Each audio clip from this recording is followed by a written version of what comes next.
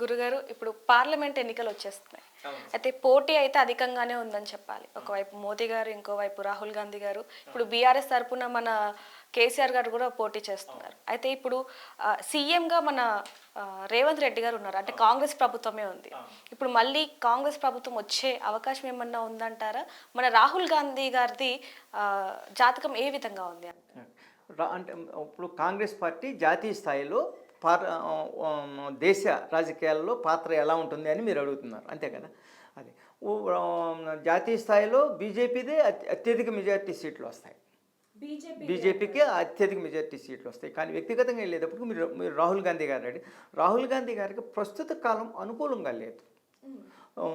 శనిలో రాహు జరుగుతున్నాడు. రాహువులో శని, శనిలో రాహు ఏ వ్యక్తికి జరిగిన ఎంతో గొప్ప వ్యక్తికైనా సరే ఆఖరికి ఆధ్యాత్మిక గొప్ప వ్యక్తులు కూడా కొద్దిగా ట్రబుల్స్ ఫేస్ చేస్తారు. అది జ్యోతిషశాస్త్ర నియమం, మా అనుభవం. రానున్న కాలంలో రాహుల్ గాంధీ గారికి కొద్దిగా ఎదురీత ఉంటుంది. కొన్ని సమస్యలు ఫేస్ చేసి బాగా స్ట్రగుల్ ఫేస్ చేసి ఎదురీతతో నడిచే కాలం.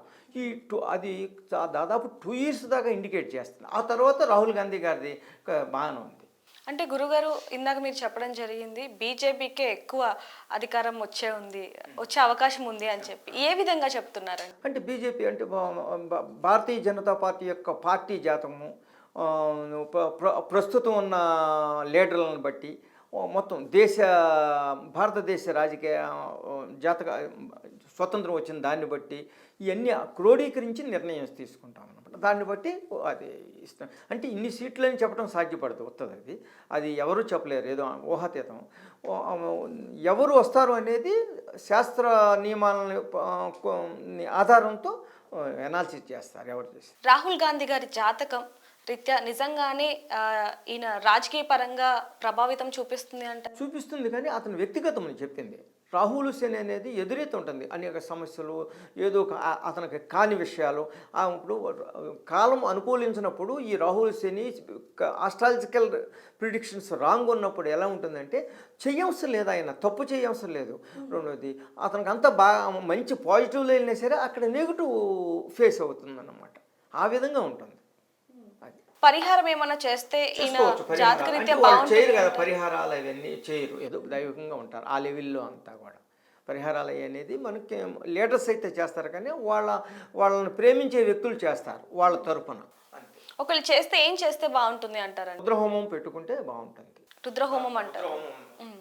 అంటే ఇప్పుడు రాహుల్ గాంధీ గారికి అసలు ఆయన జాతకరీత్యా బాగాలేదు అంటున్నారు, మరి ఎన్ని సంవత్సరాల వరకు బాగాలేదు ఏంటంటే? 2 సంవత్సరాల వరకు కాస్త కాలం ఎదురీతగా ఉన్నది. అన్నిటి పరంగా అంటారా, కేవలం రాజకీయ పరంగా మాత్రమే? రాజకీయము వ్యక్తిగతం రెండు కూడా అట్లాగే. అంటే ఇప్పుడు ఎటకేలకి చూసుకుంటే బీజేపీ గెలుస్తుంది అంటారా? బీజేపీ సెంట్రల్లో వస్తుంది. మరి మన సోనియా గాంధీ గారిది ఏ విధంగా ఉంది? సోనియా గాంధీ గారిది ఆరుద్ర నక్షత్రం. ఆవిడ జాతక రీత్యా అంటే ఒకవేళ బాగుంటే గనక కాంగ్రెస్ గెలిచే అవకాశం ఉందంటారు? అది రైట్ మీరు అన్నది. సోనియా గాంధీ గారిది మొన్నటి వరకు శుక్రదశ నడిచింది, అదంతా ఆమెకు అనుకూలంగా కొంత ఆరోగ్యం మెరుగుపడటం, ఆమె అంతా హ్యాపీగానే ఉంది మొన్నటి వరకు. ఇప్పుడు రవిదశను చంద్రదశ ఎంటర్ అవుతుంది. ఈ చంద్రదశ ఎంటర్ అవ్వగానే మానసికంగా ఆమె కొద్దిగా స్ట్రగుల్స్ ఫేస్ చేస్తుంది, మానసికంగా సున్నితంగాను ఇది ఉంటుంది. ఆమె ఆరోగ్యరీత్యా కొద్దిగా చిన్న చిన్న ఒడిదుడుకులు ఎదురీత కాలం ఉంది. ఇప్పుడు దాదాపు 1 year వరకు ఉంది ఇది. ఇప్పుడు ఈ మే తర్వాత జూన్ జూలై ఆగస్టులో ఇంకా కొద్దిగా అనారోగ్యాలకు చిన్న చిన్నవి ఎదురీత ఫేస్ చేయడానికి అవకాశం ఉంది సోనియా గాంధీ గారిది. ఇప్పుడు ఆస్ట్రాలజీ ప్రిడిక్షన్ సోనియా గాంధీ గారికి అంత అనుకూలంగా లేదు, ఆవిడకి కూడా అనుకూలంగా లేదు అంటారు. ఓకే, అంటే ఇప్పుడు రాహుల్ గాంధీ గారికి 2 సంవత్సరాలు, సోనియా గాంధీ గారికి 1 సంవత్సరం వరకు మానసికంగా అన్ని విధాలుగా కూడా కొంత బాగోదు, ఆరోగ్యాలు కూడా కొద్దింత ఇదిగా ఉంటుంది.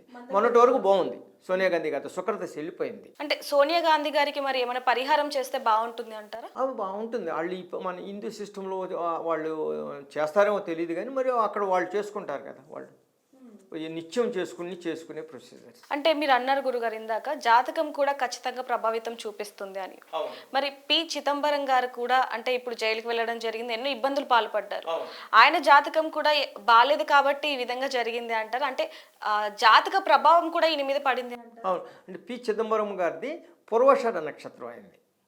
ఆయన మొన్నటి వరకు ఆస్ట్రాలజీ వల్లే ఆయన అన్ని సమస్యలు ఫేస్ చేశాడు. జాతకరీత్యా ఆయనకు బాగోలేదు. కానీ ఈ ఏప్రిల్ 15 నుండి అతనికి రాజయోగం మళ్ళీ స్టార్ట్ అయింది. వచ్చే అవకాశం ఉంది. వస్తుంది. పి చిదంబరం గారికి గతంలో ఉన్న వాటి యొక్క చెడుల్ని అధిగమించి న్యాయ వ్యవస్థ నుంచి కానీ అన్ని విధాలుగా పాజిటివ్ పొందుతాడు ఆయన పి చిదంబరం గారు. ఎంత ఈ నెల 17 నుంచే స్టార్ట్ అయింది, ఏప్రిల్ మంది. ఇది దాదాపు 5-6 ఇయర్స్ వరకు ఈయనకు యోగం. మళ్ళీ గతంలో ఆయన యొక్క హవా ఎలా జరిగింది, ఆయన ఏ విధంగా వెళ్ళాడు, ఉన్న కొద్ది రైజ్ అవుతూ వెళ్తాడు. ఇప్పుడు జాతీయ స్థాయిలో ఇప్పుడు వరకు జాతీయ స్థాయిలో ఐడెంటిఫై అవుతాడు. ఇక ముందు ఐడెంటిఫై అయ్యి పి చిదంబరం గారి యొక్క ఇది బాగా ఉంటుంది. ఇక ముందు ఇప్పుడు ఈ మంత్ నుంచి స్టార్ట్ అయిపోయింది ఆయనకి రాజయోగం. మళ్ళీ మొదలైంది, స్టార్ట్ అయిపోయింది.